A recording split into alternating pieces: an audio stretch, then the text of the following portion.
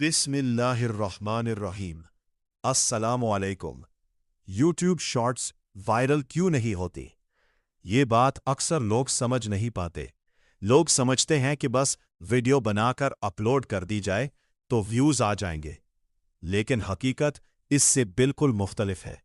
असल मसला वीडियो का नहीं होता।